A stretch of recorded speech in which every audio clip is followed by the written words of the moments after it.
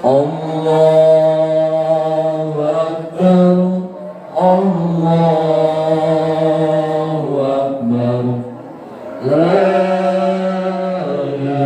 ilaha illallah, Allahu Akbar, Allahu Akbar, walillah. Bismillahirrahmanirrahim.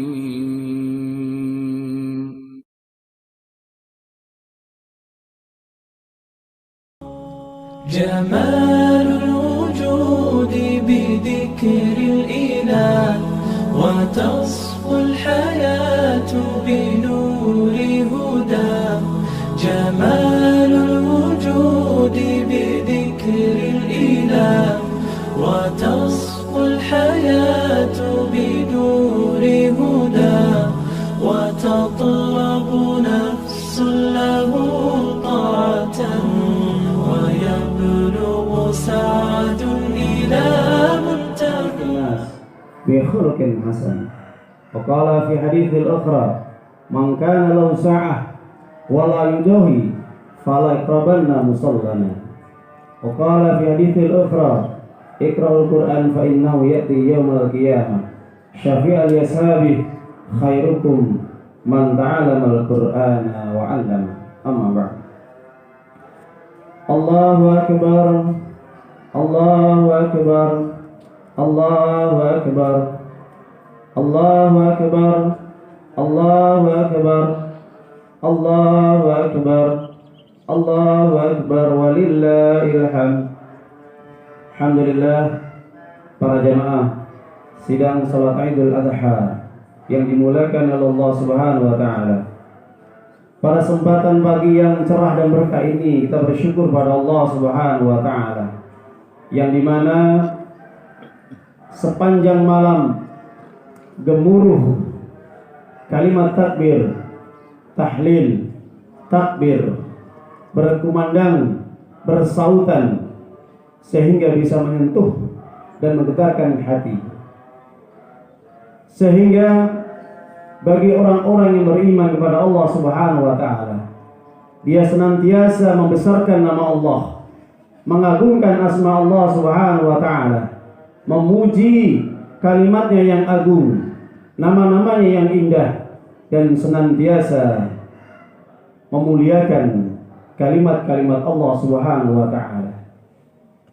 Adapun bagi orang-orang kafir, mereka tidak pernah berpikir sedikit pun bahwa Allah Subhanahu wa taala Maha berkuasa, Maha besar, dan Maha menyelimuti segala makhluknya dan memegang jiwa-jiwa semua makhluknya. Para jamaah sidang salat Idul Adha yang dimuliakan oleh Allah Subhanahu wa taala. Pada kesempatan pagi yang cerah ini, seluruh kaum muslimin berbondong-bondong untuk melaksanakan ibadah salat Idul Adha. Mereka ada yang berjalan kaki, ada yang berkendaraan, ada mereka yang juga memakai tongkat, ada mereka berusaha meskipun kondisinya fisiknya tidak sempurna, bersama-sama dengan keluarga, baik laki-laki, wanita, anak-anak, baik dalam kondisi mereka gembira, baik dalam kondisi mereka sedih. Mereka semuanya bersatu ingin melaksanakan ibadah sholat Idul Adha di tempat yang sama, tempat yang satu yang menyatukan hati dan iman mereka, yaitu di musola ataupun tempat yang lapang. Sebagaimana sunnah Nabi Muhammad SAW diceritakan dari Abdullah bin Abbas radhiyallahu anhu, karena sallallahu alaihi wasallam kharaja ila musalla ayusalli Idul Adha atau Idul Fitri. Kebiasaan Nabi Muhammad SAW keluar dari rumah untuk melaksanakan ibadah sholat Idul Adha maupun Idul Fitri di tanah yang lapang. Artinya musola, para ulama menjelaskan, yaitu tanah yang terbuka, tempat yang terbuka, siapapun bisa melaksanakan ibadah sholat, baik wanita yang kondisi suci maupun wanita yang kondisi tidak suci ataupun haid. Para jamaah sidang Jumat salat Idul Adha yang dimuliakan oleh Allah Subhanahu wa taala.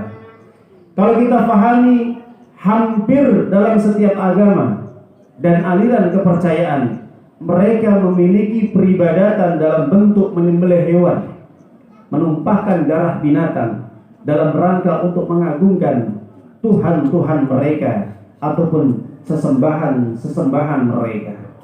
Adapun orang-orang musyrik, kebiasaan mereka mempersembahkan sembelihan mereka kepada para berhala-berhala mereka, para togut-togut mereka, yang dimana mereka sembahkan untuk selain Allah Subhanahu wa ta'ala. Ada yang bentuknya larung, kepala kerbau di laut. Ada yang bentuknya sedekah bumi, menanam kepala sapi di kaki gunung, atau dalam bentuk sesajian lainnya. Usaha yang mereka lakukan berujung pada dosa syirik yang menghantarkan mereka kekal dalam neraka selama-lamanya. Sebagaimana dijelaskan oleh Allah, innal ladzina kafaru min ahlil kitabi wal musyrikina fi nari jahannam khalidina fiha ulaika hum syarrul bariyah. Apa yang disebutkan oleh Allah, sesungguhnya orang-orang kafir, Yahudi dan Nasrani, dan orang-orang musyrik yang menyembah selain Allah, mereka ketika mati tidak bertobat pada Allah, mereka tidak mau kembali kepada ajaran tauhid, ajaran yang bersih, mereka mati dalam kondisi keadaan musyrik atau kafir, dan mereka kekal di dalam neraka. Itulah makhluk yang paling buruk nanti di sisi Allah Subhanahu wa ta'ala. Allahu Akbar, Allahu Akbar, walillahil hamd. Di saat yang sama, seluruh kaum muslimin memberikan kesempatan untuk mereka beribadah kepada Allah Subhanahu wa ta'ala, Rabb semesta alam, yang berkuasa, yang menghidupkan, yang mematikan, yang memelihara, yang menciptakan alam semesta ini, yang dimana Allah Subhanahu wa ta'ala berhak untuk disembah, berhak untuk ditaati, berhak untuk diikuti dan diibadahi apapun dan kondisi dimanapun manusia berada. Sebagaimana juga ketika Yaumun Nahar, datangnya hari korban, maka kaum muslimin diperintahkan oleh Allah untuk menyembelih hewan kurban.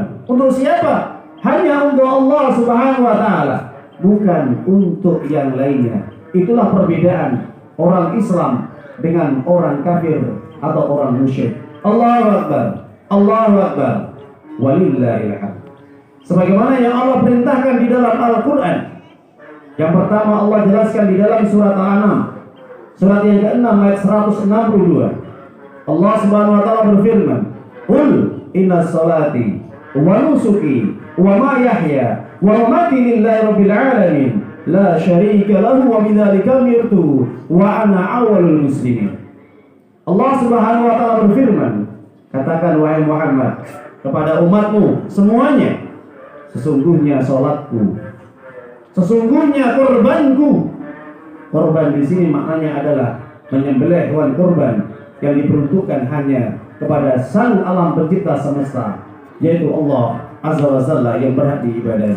Hidupku, matiku, semua aktivitas yang aku kerjakan hanya untuk Allah Subhanahu wa ta'ala, yang tidak ada sekutu baginya, yang dimana aku diperintahkan, kata Nabi Muhammad SAW, kepada dari Allah Subhanahu wa ta'ala agar menjadi orang yang senantiasa tunduk, patuh, taat, berserah diri hanya kepada Allah dan agamanya, syariatnya yang bersih, yang hanif, bukan agama selainnya, bukan aturan hukum selainnya, bukan kepercayaan keyakinan selainnya, bukan juga ideologi selain Islam. Karena siapapun orang yang mencari selain agama Islam, keyakinan Islam, ideologi Islam, falsafah selain Islam, dan hukum aturan selain Islam, tidak akan diterima oleh Allah Subhanahu wa ta'ala. Allahu Akbar, Allahu Akbar, walillahil hamd. Kalau kita kembali kepada sejarah, ketika munculnya adanya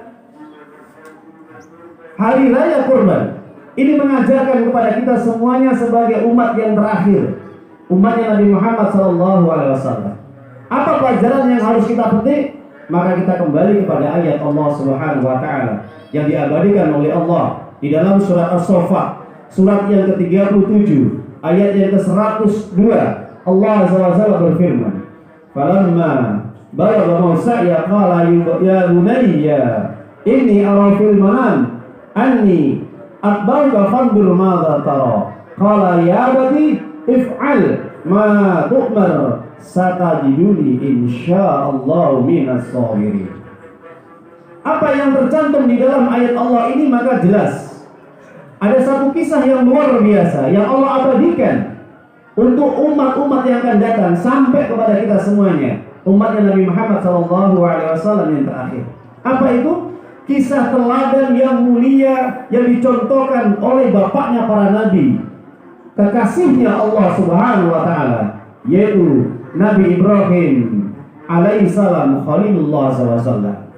Di dalam ayat ini dijelaskan ketika Nabi Ibrahim diberi mimpi oleh Allah Subhanahu wa taala, diperintahkan oleh Allah Subhanahu wa taala ketika beliau memiliki putra, maka perintah Allah adalah untuk menyembelih putranya yang tercinta, yaitu Nabi Ismail alaihissalam. Ketika lahir Nabi Ismail alaihissalam, yang dimana Allah memberikan nikmat anugerah berupa anak kepada beliau, Nabi Ibrahim alaihissalam Khalilullah SAW, kekasih Allah yang mulia. Maka Nabi Ibrahim alaihissalam berkata kepada putranya, tatkala Nabi Ibrahim alaihissalam mulai bayi cengir sampai kemudian tumbuh besar, sudah cukup umur, sudah mulai dewasa, sudah mulai balik tamyiz, maka apa yang diamanahkan oleh Allah kepada Nabi Ibrahim ini dijalankan oleh Nabi Ibrahim alaihissalam. Ketika kedua orang antara ayah dan putra ini berdiskusi dengan lemah lembutnya, dengan gaya bahasa yang santun, maka Nabi Ibrahim alaihissalam berkata kepada putranya, ya bunayya inni ara fil manam, wahai anakku, wahai putraku. Di sini menunjukkan sebagai kasih sayang seorang ayah kepada putranya. Kalau kita membaca Al-Quran, setiap ada kalimat ya bunayya, ini menunjukkan bahwa seorang ayah ini butuh, sangat-sangat membutuhkan perhatian, sangat betul-betul perhatian terhadap anaknya, bahwa ada sesuatu yang disampaikan yang itu berupa kalimat yang sangat penting. Maka disitulah Nabi Ibrahim berkata kepada putranya, wahai anakku, inni ara fil manam, sesungguhnya aku telah bermimpi, anni atbahuka, sesungguhnya aku diperintahkan oleh Allah Subhanahu wa taala untuk menyembelih engkau wahai putraku.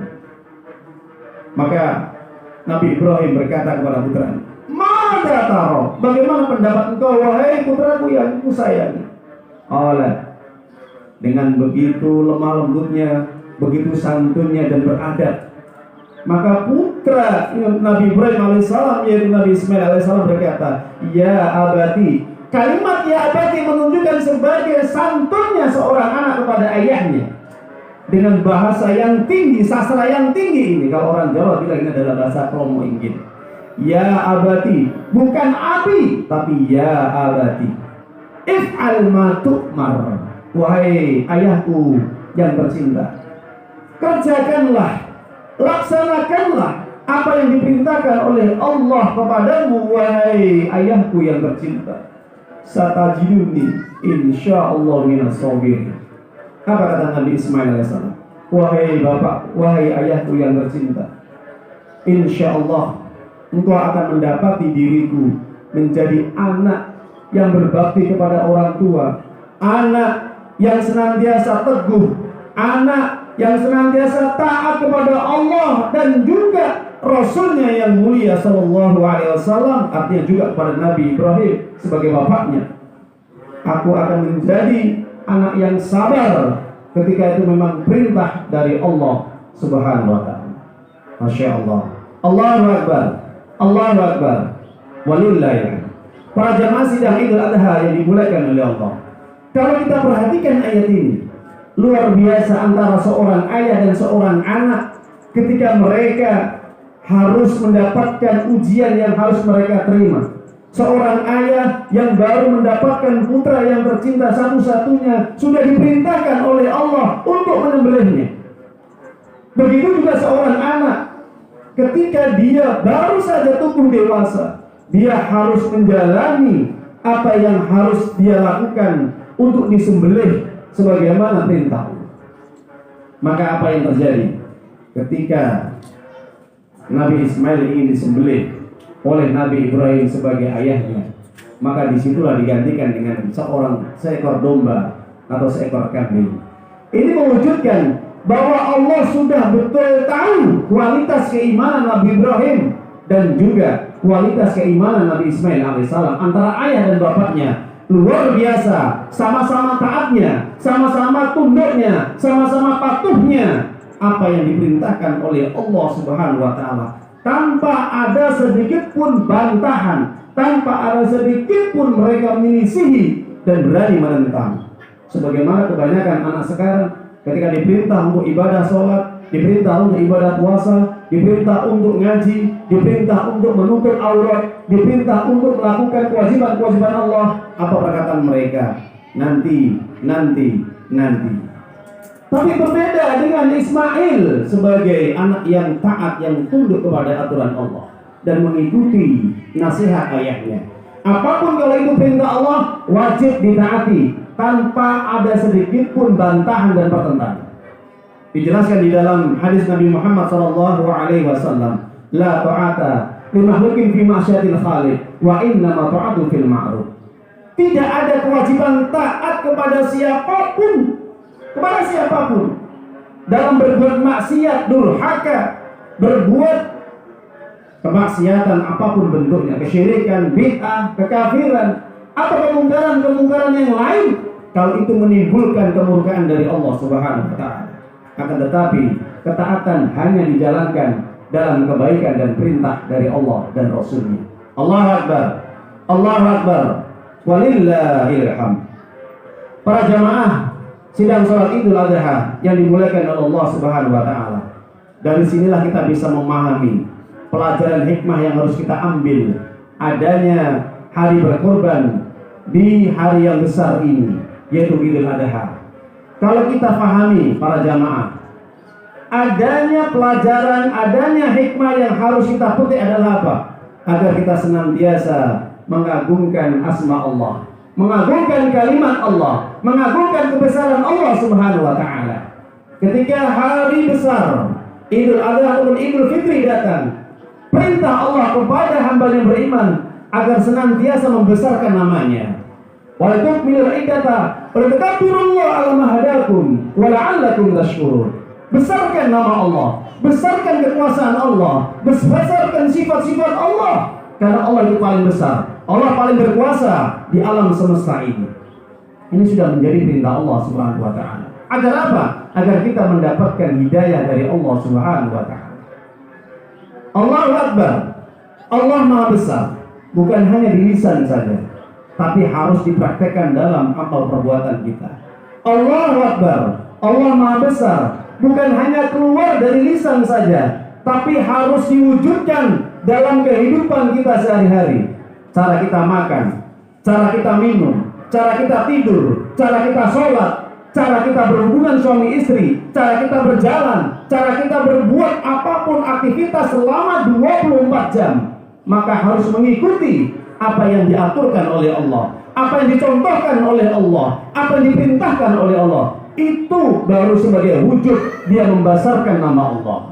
Bukan banyak orang yang dia membesarkan nama Allah, tapi mereka meninggalkan sholat, tidak menutup aurat, melanggar aturan-aturan Allah, bahkan mereka tidak mengikuti syariatnya dan berani mengganti hukum-hukumnya. Itu sebagai bentuk orang yang berkhianat terhadap kebesaran Allah Subhanahu wa taala.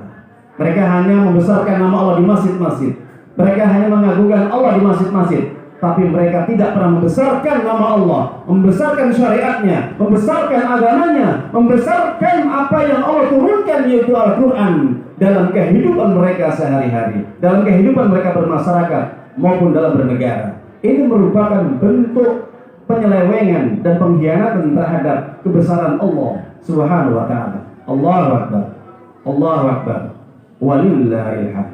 Bagi seorang mukmin, maka sudah sepantasnya kita untuk membenahkan diri, marilah kita mengikuti apa yang telah dicontohkan oleh bapaknya para nabi yang mulia sebagai kasihnya Allah, yaitu Nabi Ibrahim alaihissalam. Karena tidak ada contoh yang paling mulia kecuali apa yang tersirat dan tersurat di dalam Al-Quran, yang Allah abadikan di dalam Al-Quran. Bagaimana kehidupan keluarga yang dicontohkan oleh Nabi Ibrahim alaihissalam dan juga baginda Nabi Muhammad SAW. Padahal kalau kita lihat nasabnya, Nabi Muhammad SAW itu ada nasab garis ke atas, masih menjadi cucunya Nabi Ismail alaihissalam. Padahal Nabi Ismail alaihissalam adalah putra dari Nabi Ibrahim alaihissalam. Maka tidak ada teladan dalam kehidupan kita yang patut kita contoh kecuali Nabi Ibrahim alaihissalam dan juga Nabi Muhammad SAW. Meskipun juga kita harus mengikuti kehidupan para nabi-nabi Rasul terdahulu. Hal ini perintah Allah Subhanahu wa taala. Allah Azza wa Jalla mengatakan, "Qul tabi'u millata Ibrahim hanifah." Ikutilah agama Nabi Ibrahim yang lurus, yang tidak ada tercampur dengan kesyirikan apapun. Nabi Ibrahim tidak pernah berbuat syirik kepada Allah.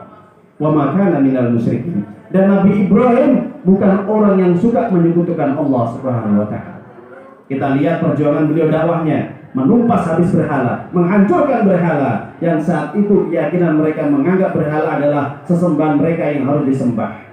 Berbeda dengan keyakinan Nabi Ibrahim yang disembah hanya Allah SWT, pencipta, penguasa alam semesta ini. Pada akhirnya para jamaah sidang sholat idul adha yang dimulakan oleh Allah, hikmah yang harus kita petik yang pertama adalah jadilah teladan kehidupan kita adalah para rasul terdahulu, apapun dan dimanapun kita berada. Sebagaimana dijelaskan oleh Allah, laqad kana lakum fi rasulillah uswah hasanah. Sungguh telah ada contoh yang paling mulia, teladan yang baik dalam diri Nabi Muhammad SAW. Jangan kita mengikuti kehidupan para artis, jangan kita mengikuti kehidupan orang-orang penyanyi, aktor, bintang film, atau orang-orang yang tidak ibadah kepada Allah, tidak beriman, tidak mengenal agama Allah, dan tidak pernah mengagungkan asma Allah. Yang kedua, hikmah yang harus kita perhatikan para jamaah, marilah kehidupan kita ini senantiasa berpegang teguh kepada Al-Quran dan Sunnah. Sebagaimana perintah Allah di dalam surat Al-Imran, wa'tasimu bihablillahi jami'an wa la tafarraqu. Berpegang teguhlah kau dengan agama Allah, dengan Al-Quran dan Sunnah Rasulnya. Jangan berpecah belah, bersatulah dalam keimanan, bersatulah dalam jamaah yang dimana di situ ditegakkan Al-Quran dan Sunnah. Yang ketiga, hendaknya kita kaum muslimin merekatkan ukhuwah, senantiasa saling tolong menolong, saling bantu membantu, dan juga saling menghargai antara saudara sesama muslim. Sebagaimana perintah Allah, innamal mu'minuna ikhwah fa'aslihu baina akhwaykum wattaqullaha la'allakum turhamun. Orang mukmin itu adalah orang bersaudara. Yang tidak mukmin itu bukan saudaranya. Maka kalimat saudara adalah identik dengan keimanan, bukan karena keturunan, bukan karena jabatan, bukan karena harta, ataupun karena urusan dunia. Tapi persaudaraan adalah diikat karena keimanan. Dan yang keempat, perbanyaklah kita untuk banyak bertobat kepada Allah, banyak berzikir kepada Allah, terutama di hari-hari besar ini, ketika kita banyak berzikir kepada Allah, tahmid, tahlil, takbir, sampai hari tasyrik pada tanggal 13. Mudah-mudahan itu sebagai wujud kita, ketaatan kita, ketundukan kita kepada Allah Subhanahu wa taala. Hendaknya lisan kita senantiasa basah untuk zikir kepada Allah Subhanahu wa taala. Sampai Nabi Muhammad SAW ditanya, amalan apa yang paling mulia setelah orang itu sholat, setelah orang itu beriman? Maka Nabi Muhammad SAW mengatakan, la yazal lisanu rabban min dzikrillahi ta'ala. Hendaknya lisanmu senantiasa basah disebabkan engkau berzikir kepada Allah Subhanahu wa ta'ala dimanapun engkau berada. Orang yang senantiasa berzikir itu tandanya hatinya bersih, hatinya dia betul-betul terhindar dari sifat dengki, sifat hasad, sifat benci, sifat sombong. Berbeda orang tidak pernah zikir kepada Allah, mungkin bisa jadi hatinya kotor, hatinya penuh dengan noda, hatinya penuh dengan kemaksiatan. Kenapa? Karena antara hati dengan lisan ini saling menentukan. Kalau lisannya baik, maka hatinya baik. Kalau lisannya buruk, maka tanda hatinya buruk dan kotor. Pada akhirnya, marilah kita memohon kepada Allah Subhanahu wa taala, semoga di hari yang mulia dan agung ini Allah senantiasa melimpahkan berkah, taufik, hidayah, dan senantiasa mengokohkan iman kita, dan senantiasa mematikan kita di atas syariatnya, yaitu agama Islam. Dan mudah-mudahan kita semuanya meninggal dunia dalam kondisi muslim dan husnul khatimah. Amin, amin, ya rabbal alamin. Dan pada akhirnya, marilah kita berdoa kepada Allah Subhanahu wa taala agar Allah menerima ibadah kurban kita, dan insya Allah setelah ini nanti kita akan menjalankan penyembelihan hewan kurban sebagaimana perintah Allah, fasalli li rabbika wanhar. Setelah kita selesai sholat yang kita jalankan ini Idul Adha, maka setelah ini kita bersegera untuk menyembelih hewan kurban. Itu sunnah dari Nabi Muhammad sallallahu alaihi wasallam. Semoga Allah menerima amal-amal kurban kita semuanya. Amin, amin ya rabbal alamin. A'udzubillahi minasyaitonirrajim. Bismillahirrahmanirrahim. Allahumma shalli wa sallim wa barik ala Muhammad wa ala alihi wa ashabihi bi rahmatika ya arhamar rahimin. Allahumma ighfir lil muslimin wal muslimat wal mu'minin wal mu'minat al ahya'i minhum wal amwat innaka sami'un qaribun mujibud da'wat ya qadiyal hajat. Rabbana afriq alaina sabra wa thabbit aqdamana wansurna 'alal qaumil kafirin. Rabbana afriq alaina sabra wa tawaffana muslimin. Rabbana faghfir lana dunubana wa kaffir 'anna sayyi'atina wa tawaffana ma'al abrar. Rabbana zalamna anfusana wa illam taghfir lana wa tarhamna lanakunanna minal khasirin. Rabbana firli walidayya walil mu'minina yawma yaqumul hisab. Rabbana la tuzigh qulubana ba'da idh hadaitana wa hab lana min ladunka rahmah innaka antal wahhab. Rabbana hab lana min azwajina wa dhurriyyatina qurrata a'yun waj'alna lil muttaqina imama.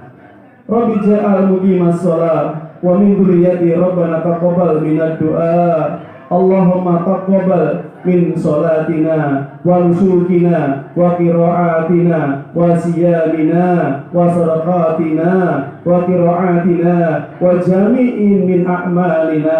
Rabbana dhalamna anfusana wa illam taghfir lana wa tarhamna lanakunanna minal khasirin. Allahumma ansur ikhwanana muslimina fi Palestin. Allahumma ansur ikhwanana muslimina fi Suriah. Allahumma ansur ikhwanana muslimina fi Indonesia. Allahumma ansur ikhwan fi Pakistan. Allahumma ansur ikhwan muslimina fi Afghanistan. Allahumma ansur ikhwan muslimina fi Ramhiyah. Allahumma ansur ikhwan muslimina fi bilad Syam wa kulli zaman wa kulli makan. Rabbana taqabbal minad du'a. Allahumma damil yahuda wan nasara wal kafara wal musyrikin wal munafiqin wal mubtadi'in. Allahumma shaddid samlahum wa farik kalimatahum wa adin darsu bi rahmatika ya arhamar rahimin. Rabbana la tu'akhidna in nasina akhtana. Rabbana wa la tahmil alaina isran kama hamaltahu 'alal ladzina min qablina. Rabbana wa la tuhammilna ma la taqata lana bih wa'fu 'anna waghfir lana warhamna anta maulana fansurna 'alal qaumil kafirin. Fansurna 'alal qaumil kafirin. Fansurna 'alal qaumil kafirin. Rabbana atina fid dunya hasanah wa fil akhirati hasanah wa qina adzabannar wa qina adzabannar wa qina adzabannar. Walhamdulillahi rabbil alamin. Assalamualaikum warahmatullahi wabarakatuh.